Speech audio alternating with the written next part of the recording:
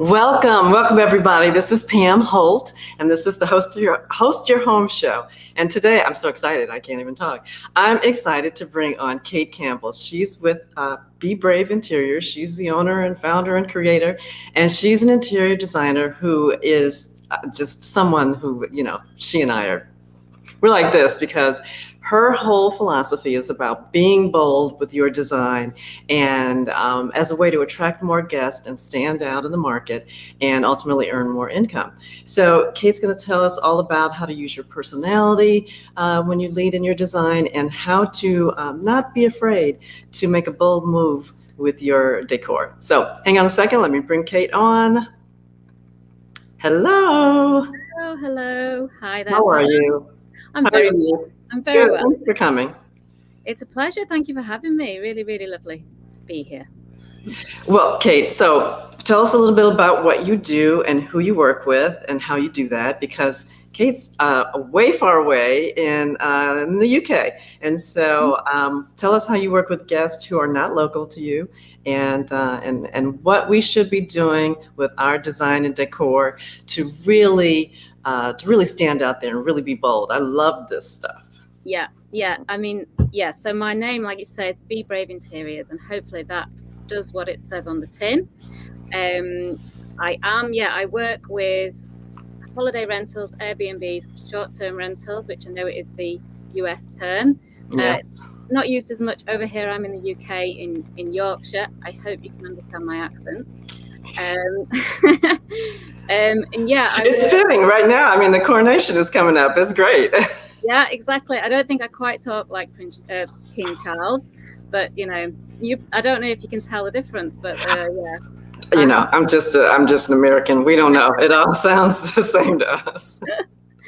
And I work with short-term rental hosts and owners to really, like you say, just utilize the power of interior design and styling, because when you for your own home, if it's a residential property, residential design, if you don't want to go bold and brave and stand out, that's absolutely fine. It's your own home. But when it's a business, when you have to stand out from the crowd, then it's really important to utilize interior design, because that's the one way and the one thing, which I'll go on to talk about in this little presentation, the one thing that will enable you to stand out from the crowd in your design and also your photos, because your photos are absolutely vital to get your things.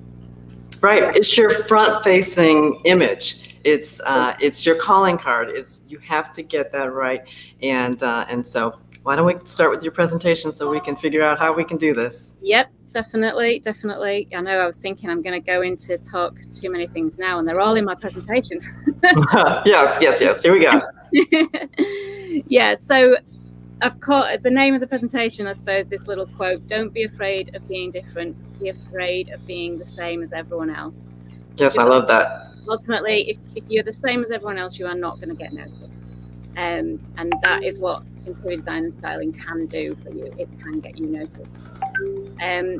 So I just dropped a little slide in about myself, because I don't know about you, but when I'm listening to things like this, I am a little bit nosy about the people who are talking and would like to know a little bit of background.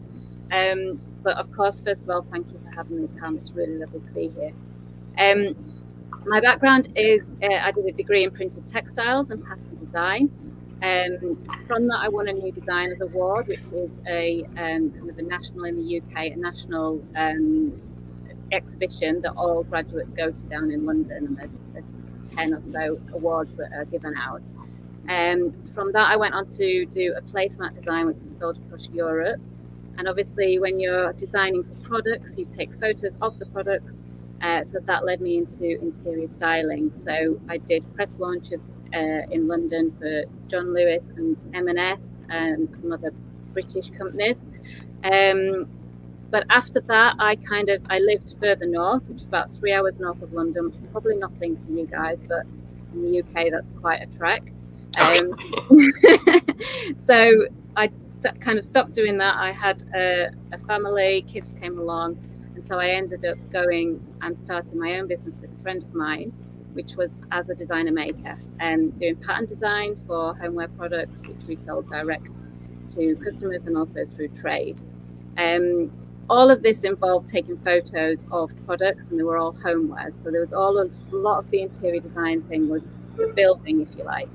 I then went back into styling and did work for various photographic advertising agencies. So that's where my there's the interior design side, but there's also the styling side for photographs, for those magazine standard photographs, which I've got experience in and know how much detail is put into those kind of things. But that led me to really think I really do love interior design. So I kind of retrained myself in interior design, did various different projects, and then came across the property world, if you like, and short-term rentals, and just thought this is where my particular style, my attitude and my philosophy to interior design really can make a difference to these people's businesses. Like I say, you know, that bold, that brave interior style, which I think is so important. That's what makes the difference in holiday rentals.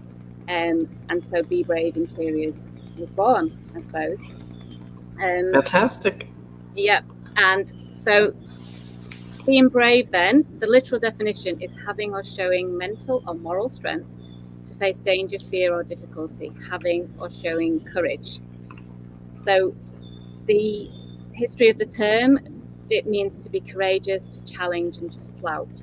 And I think it's this challenging and courageous nature which is so important for interior design, and especially for holiday rentals.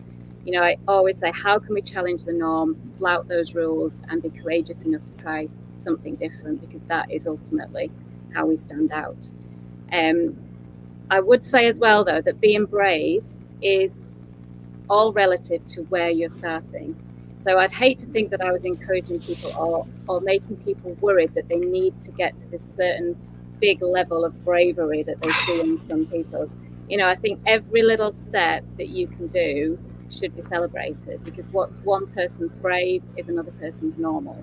That's a good point. That's a good point. It depends on what you're comfortable with.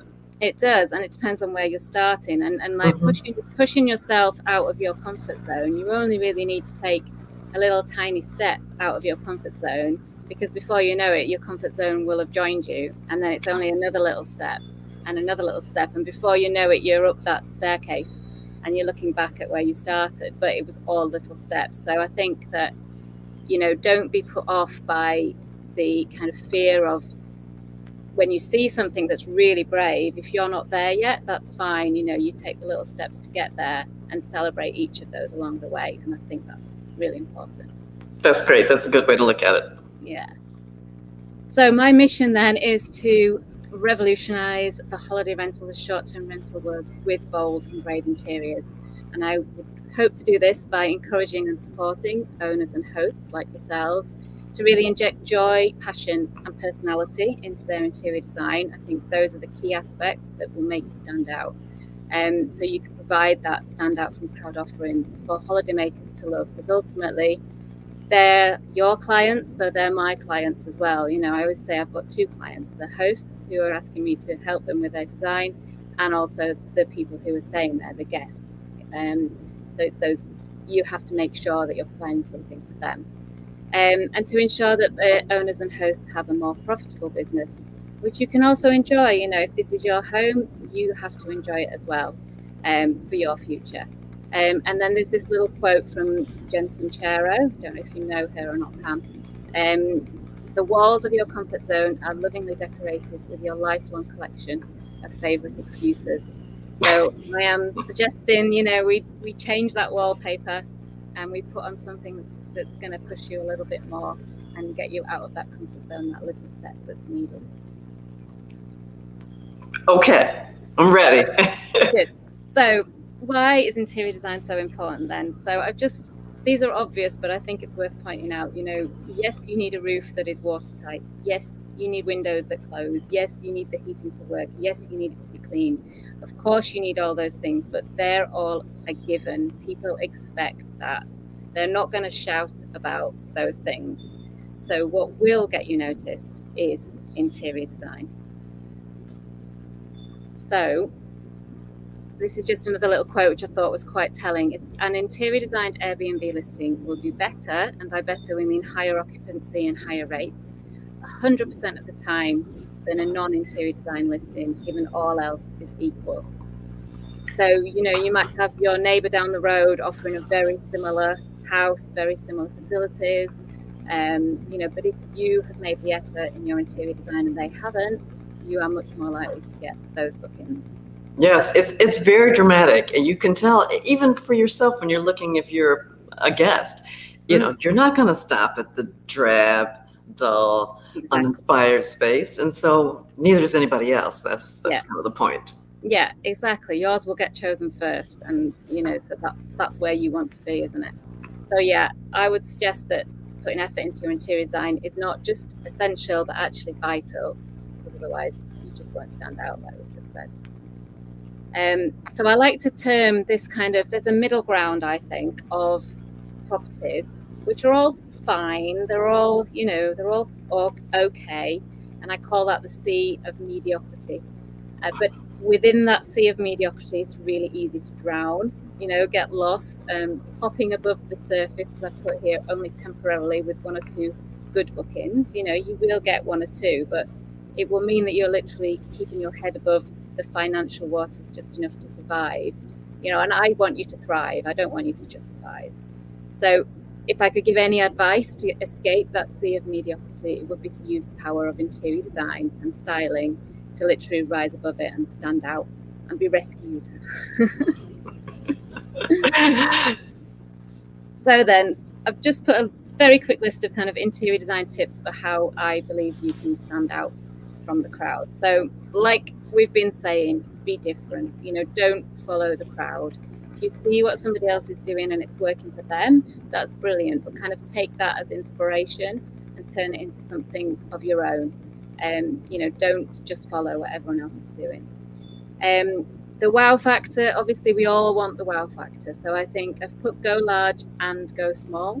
So I think large things obviously are impressive. You know, a large light fitting, a large artwork is going to draw attention and make people go, wow.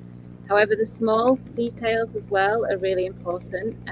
You know, there might be, for example, if you've got a property that's beautiful view out the window and people are going to stay there for the wildlife, you know, if you put a pair of binoculars next to the window and a nice chair to sit there, you know, that's the kind of things that if your guests, I presume your guests are into that kind of thing, so they're gonna say wow to that as well. You know, it's those little details that you've actually thought about their stay and thought about what they're going to want and like and need. That gives the wow factor as well. So yeah.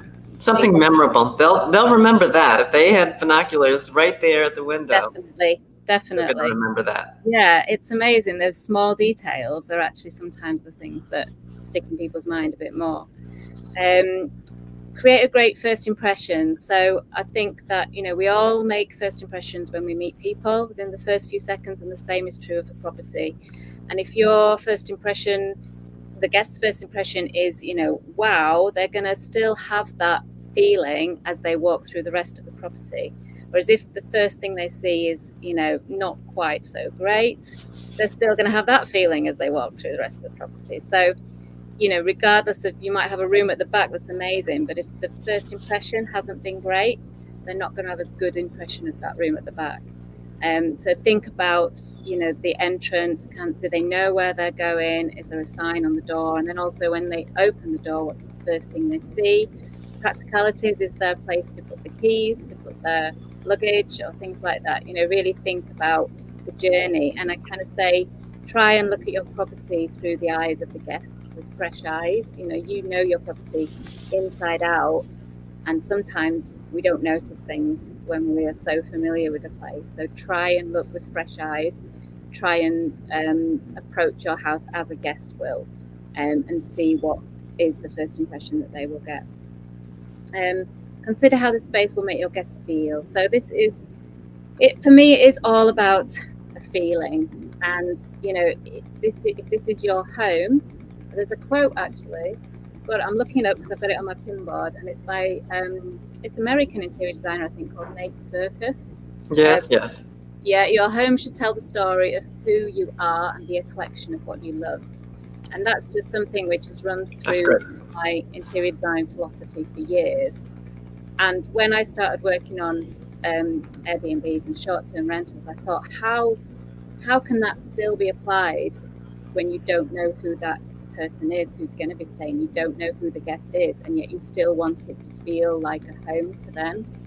You know, and that's the trick. I think you need to still have those bits of personality in your home that will appeal to people who are like you, and that will make them feel so much more at home, so much more welcomed. Yes. And that's powerful, is that feeling. You know, they will go away feeling much more positive about your place and leave a better review if they feel that than if they don't. So it's really important about how you make them feel. And you can do this through colour, pattern, texture. So colour is possibly the cheapest way to make a difference. And I see a lot of people using colour brilliantly, and that's great. What I don't see at the moment, I think, is a lot of pattern. I think pattern is something that scares people quite a lot. So please try it. You know, it's a really lovely way to add something a bit different, to add your personality, and don't be afraid to mix the patterns as well. If you're worried about mixing patterns, go for something that's definitely contrasted, so maybe a stripe with a floral. You know, it will work if you have a link between the color perhaps. And then texture is really amazing for adding that feeling, that warmth, that homeliness. And try and layer your textures and mix your textures as well. So you might have, you know, don't have a set of cushions that are all really shiny. Try and mix it up with a knitted cushion. You know, that contrast adds to kind of depth within the room and just makes it feel more homely. Same with your ornaments. You might have a really kind of rough wooden tray or something, and then you've got a really nice smooth glass vase on top of it. That contrast in texture is also really nice. Makes the space interesting. It does exactly. It adds a little something to the space, and something for the eye to kind of be curious about as well. Mix old and new. So I'm a definite believer in bringing something of age into a property, and I suppose if it's your own home, then you're likely to have things that you've collected, which I think is amazing. Don't think that you have to buy everything new. You know, don't think that you have to make it all perfect in your eyes. You know, those things which have got character, which have got a bit of age, are fantastic, and they help with the feeling of homeliness as well. But you can throw a really modern lamp on top of an old dresser. You know, don't be afraid to mix up those styles. And add some greenery. It's amazing, the simple plants, the power of the simple plants, whether that's fake or real. You know, just adding a bit of greenery really helps as well to keep the wow factor. And then finally, make sure that you love it yourself. I think if you love it yourself, that will come through. The guests will feel it, and also you've got to promote it. And you know, if you don't love something, how can you passionately promote it and sell it as well? So I think that one is really important. So I just thought I would give some examples here, really, of the mood boards that I've done to show you how planning ahead with your interior design as well, and how that actually comes out in reality. I think if you're able to work on the interior design at the beginning and you know exactly what you're going to do, it's going to save you a lot of stress, a lot of hassle when you come to the end of it. You won't have those panic trips to the shop to buy whatever cushions they've got in. You know, if you know what you need, it's going to make those shopping trips a lot easier and a lot quicker. And you really can use a mood board as well to see whether things are going to work together before you buy them as well. So I've just done a few examples of projects that I've worked on to show you how you can go from the mood board to reality as well. So it's literally the same light fitting here, the same table, same artwork. This one is obviously the wallpaper and the light fitting. The two bedside tables that I put in the mood board, they were vintage ones off from eBay, so they had gone by the time the client came to order them. So obviously things change, but you can get a general idea from this. And a little kitchen diner there as well to show you. And yeah, finally, you know, this is one room, a few different angles of the room, but the mood board still encompasses everything that I needed to kind of show. So, part one, interior design, tick. But that's not job done, I'm afraid, because there then are your photos. So, you know, having a finished and well-presented property, which is ready for photography, that's not the end. It actually, there's a whole other chapter that you need to consider in order to get the best bookings, the best booking rates and occupancy, and that's your photographs. So, what makes a good photo for holiday rental then?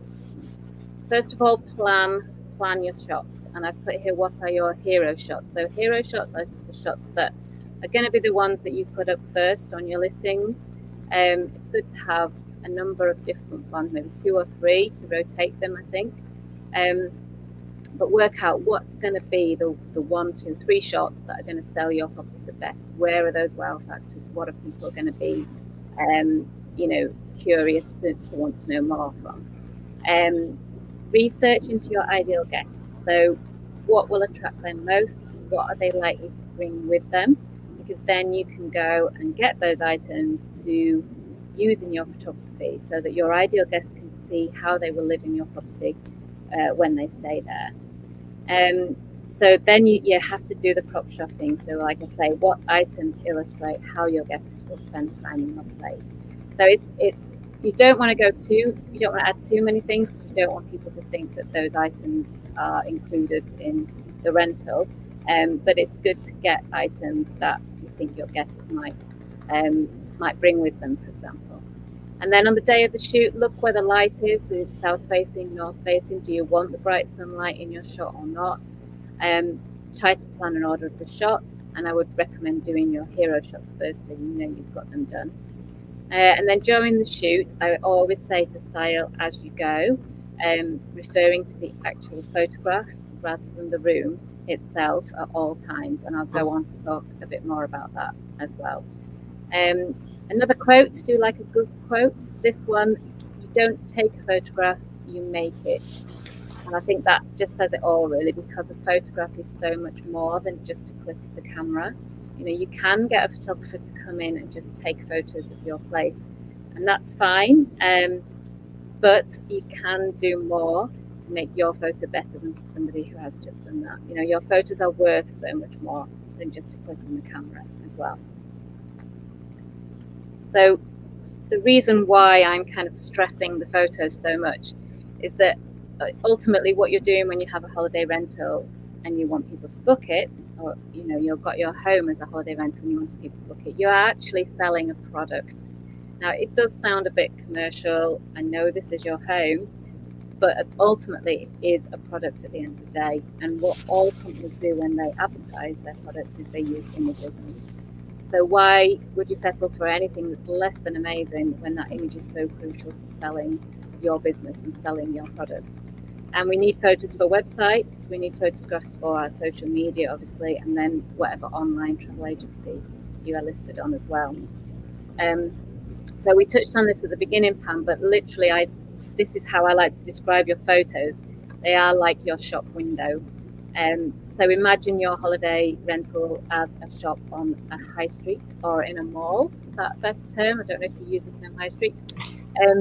Your guests are the shoppers, and they are eager to buy. You know, they've come to you. Most people, I would suggest, know where they want to stay, so the location, and then they start looking. So they literally want to buy from you. They are ready to buy. You know, which shop are they going to go in? Are they going to go in the one which looks a bit tired, bland, like you've rushed the window display because you know you should have one? Or are they going to go in the shop that's beautifully illustrates what it's like to go inside, which lures you in and looks amazing and has a showstopper of a window display? You know, your photos are literally that window display. So they are that important to the success of your business. So I believe that there's a difference between styling and staging your property. And this is because my styling background is from a very photographic background, where I did photographs for adverts, where you literally do maybe 3 or 4 photographs in a day, and that's good going. It's that attention to detail. So I believe that when you're staging, you are working in a 3-dimensional space. When you're styling, you're looking at the photograph, and that's a 2-dimensional image, and the two things are very different. So the product is different. 3-dimensional space, you need it to look lovely for when you walk in, whereas the 2-dimensional image, you're literally just looking at what you see in the photograph. The experience is different. Walking into a 3-dimensional space, you want everything to look great and everything to be positioned perfectly, and that is exactly what it should be when your guests walk in. But when you're doing a 2-dimensional image, you're only bothered about what is in that image at that time. That's all that matters. It could be a complete mess in the rest of the room, as long as what's in your photograph is perfect. That's right. Right, that's behind the scenes. That doesn't count. Exactly. Yeah. When you sometimes get a glimpse behind the scenes, you can see that it's chaos. And then the composition is different. So when you're walking into a space visually, when we think about interior design, there needs to be a balance in the whole space. So I might have used a color from an artwork that's in one corner of the room, and I've kind of reflected that color in a throw that's in the other side of the room. And when you walk into the space, you can feel, that connection. You can see the balance because you turn to look at the whole room and you see everything. But if I was taking a photo of the corner of the room with just the throw in, there's no other color in that image to show the balance within that room because the artwork is behind me. So, I might bring something that's similar color in, so another cushion might come in to that shot, which balances out the color, and which shows so you're looking at the balance within that photograph, within that small, rectangle. There has to be balance within that. Whereas when you are staging, you are looking at the balance in the whole space itself. Oh, that's a good point. Yeah, so there's different skills are required, and you have to look in a different way.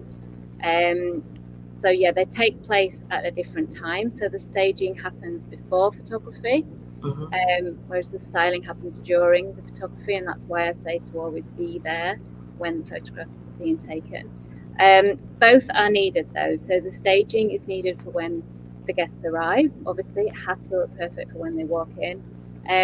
And the styling is needed for the photographs to get the guests in the first place. So that's my kind of definition of the two different terms. So tips for working with a professional photographer then, like I have said, be there. Be over their shoulder, look at what they're doing. You can look at a photograph and see that something's not in the right place. So see the shots as they're being taken, and you can move things around to make the shot better. That happens an awful lot, believe me, and I've got some examples actually, maybe on the next slide, to show you how I have moved things around for each shot. And it might be that you move things around to kind of lead the viewer into the photograph. It might bring a little plant into the corner to add a bit of greenery. You're not lying by doing that. All those things will still be in the property. You're just making that image itself look better.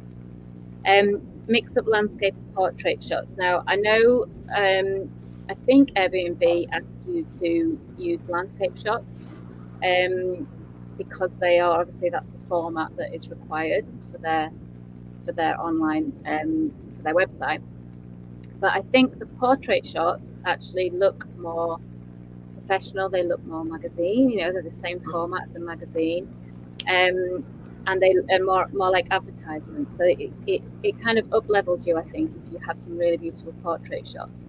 And what you can do is you can put 2 portrait shots next to each other and save it as one JPEG, which is therefore Yeah. a landscape shape and upload them into Airbnb if you need to. That's a good idea. I never thought about that. That's a great idea. Yeah, and what you can do is you can have one shot that's a bit more of a close-up, and then the other shot in the same room but a bit further away, so they're getting two perspectives at the same time. That's a great idea. Yeah, and portrait shots are also much better for social media because of the scrolling. You've got a portrait shot, it will be on that screen for longer. Landscape shots are just tiny on social media. Right. So that's really good as well. So I love a portrait shot. I understand why landscape shots are needed, but I think it's good to mix it up. And then your incidental kind of lifestyle shots, I think, should still obviously be your property.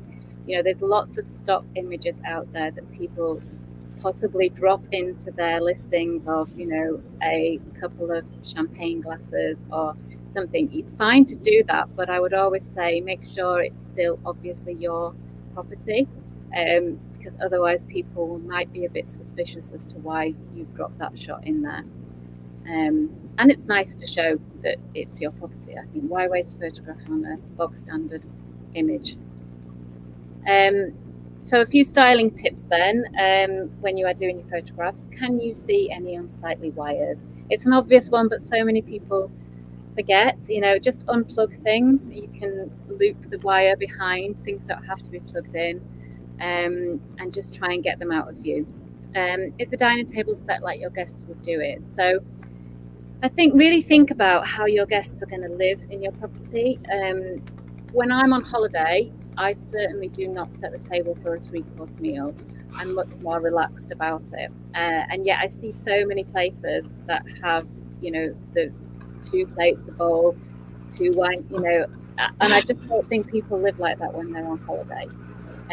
So think about how your guests would do it. And I did a poll on one of my stories once, say, do you like the formal or do you like the relaxed? And it was 100% relaxed. People much prefer a more relaxed style to their dinner table. And also think as well about, people might I saw one photo where it had 3-course dining table and then a plate of croissants in the middle. And I've never eaten a croissant with a 3-course dining set. It's just so I think sometimes people just take the styling a bit too far. You don't need to do it too far, so just bear that in mind. Are the curtains, blinds fully open and neat? Natural light, get in as much natural light as you can. It's always going to be better. Make sure the curtains are open and neat as well. Can you see any labels on anything? If you bought new things, make sure you kind of peel those labels off or snip those labels off. A little tip as well, lighter fluid on a cloth is really good for getting sticky labels off things like vases and glasses and things like that. That's really good. Does your bed look like a hospital bed? So there's a lot, your cleaners, if you have cleaners come in, they might tuck the beds on, and that's fine for when the guests arrive. But for the photos, I think a more relaxed bed style, like this one in this image, is preferable, I think. People don't want to stay in hospital today, let's face it. Right. Untuck the bed and give them that kind of more relaxed vibe, I think. Could you put something in front of anything ugly? So sometimes it's not possible to move a nasty radiator or whatever, a plug socket or something that you don't really like. Sometimes it's really prominent in a photograph. So you could put a plant in front of it, you could put a vase, or if it's a kitchen, you could prop up a chopping board. A nice wooden chopping board would look really nice to hide a plug socket. Just have a think about anything that you can do to make it look a bit nicer. Does it look homely or sparse? So I am one for not clutter, but things. I like stuff. I think it makes it homely. So if it does feel a bit sparse, add some more stuff, and maybe for the photographs, things that your guests will bring as well. And then finally, does it have enough plants and greenery? Again, same as with the interior design. With a photograph, putting a plant in there can just lift the photograph and make it so much more appealing. So that's another little tip. I should say actually that all these photographs that I've used are all my projects and my photographs as well. So there's no stock imagery here. So I just thought I would go through some examples really quickly. If we've still got time, are we okay for time? So this is obviously the same room. I've got 4 different pictures of it, and I wanted to really show how nothing is left to chance in each of these photographs. So I think things like, if you can spot the salt and pepper pots, they are in every single shot, but they are in a different position in every single shot, and that's because I moved them around according to where they looked best. Same is true for the vase of flowers, I think. So yeah, they are put there on purpose because that's the best place within that shot. So you can tell that this is not just a photographer that's come in, taken a few snaps, and then left. This took time to do. The peacock chair again is in 2 shots, different position.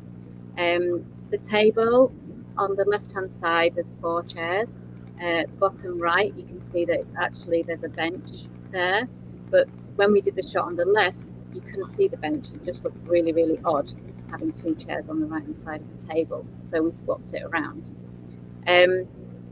So nothing, the middle shot at the top, there's 2 little plates on the right-hand side. They are not just there by chance. They were put there on purpose. Even the handle on the saucepan and the way things cut into each other, it's all done very precisely. The food on the top right one in the corner, that would looked completely weird if I'd left it there for the bottom left shot. But in that shot it works, and you can, that's why I've done it. So nothing is left to chance at all. These are just a few portrait shots of bedside tables. I think that you can show a bedroom without a full bed. Sometimes the full bed just takes over the shot, and actually what you want to see is the details and the other things in the room. So I'm a big fan of doing a portrait shot down the length of the bed. Again, the throws, the pillows, the cushions, they are all been put there specifically for that shot as well. I just thought I'd put these in as landscape examples. I'm not completely against a landscape shot. I think the one on the bottom left is a nice way of showing how you can lead people into a shot, how the kind of eye goes around the coffee table, around the sofa, and down to the other end of the building. And then same with the top one. The cat was a lucky accident. And then the bottom right one I've included because, as you can see, there is a lot of space where there's nothing on the left-hand side of this image. And I think if you know in advance what you're going to use the photographs for, then it's really useful, because this would be perfect for if I was putting some text, some copy, or my logo on the left-hand side of the shot. Nothing is going to interfere with whatever text I put on there. So if I'm advertising my rates or whatever, or there's a holiday coming up and you want to advertise it, knowing what kind of shots you're going to use like that in advance means that you can plan the shot accordingly and have that space available for any kind of copy that you want to add. And then I think this is the final one to show you just some more of those detailed shots, showing how things like styling, using books to style, bringing things that the guests might bring along, and then the whole thing about contrasting textures in the one at the bottom, the white kettle and the wooden items. It's balanced out in the shot with the wooden chopping boards on the right and the utensils on the left. And then the bathroom one, just to show what a difference. The shot on the far left is the room as it was. That's the shot we got to see what we were dealing with. And then the shot below with the towels just shows how you can, it's not a very inspiring bathroom, let's face it, but actually you can add things in that make it look a lot nicer. So ultimately then, interior design and styling will make more people click on your listing at the end of the day. That will get you more bookings, get you more 5-star reviews, allow you to charge more per night, and so ultimately it will make you more money, whilst also giving you a beautiful property that you are proud of as well. So what could be better, really? And so that's me. So thank you, Pam. Thank you ever so much. I've put in there all my kind of social media handles and also a link to my newsletter if you want to sign up to that. Kate, that was fantastic. That was literally a masterclass in styling and photography. It was fantastic. There are so many tips in that presentation that if I were someone, I would watch it again and again to get just to pay attention to everything she said and to look at every photograph and understand how what she said is represented in the photo. That was wonderful. I know I'm biased. I love this topic, but that was wonderful. So thank you. So let me ask you this. If someone wanted to work with you, but we're here and you're there, is that possible? Yeah, I do. I have done designs remotely, through the power of photography and videos. You can send through all the details, all the plans and everything, and I do design schemes for people. I suppose the only difference is that the spec list that I do is for British shops, but if you want the design scheme, so I've done that before, where I've literally just done the design scheme for people to give them an idea of what it could look like, what kind of products to buy, this style, this design, go for this kind of thing, then definitely I'm available for that. Yeah, definitely. Fantastic. Well, I want to thank you for showing up today and giving such a wonderful presentation. I love what you do. I would definitely recommend following Kate on social media. She has beautiful, beautiful branding and is very inspirational. So thank you again, and thank you everybody for watching. I'll be here next week at the Host Your Home show. Kate, if you ever want to come back again, you are certainly welcome, and see you soon. Thank you, Pam. Thank you.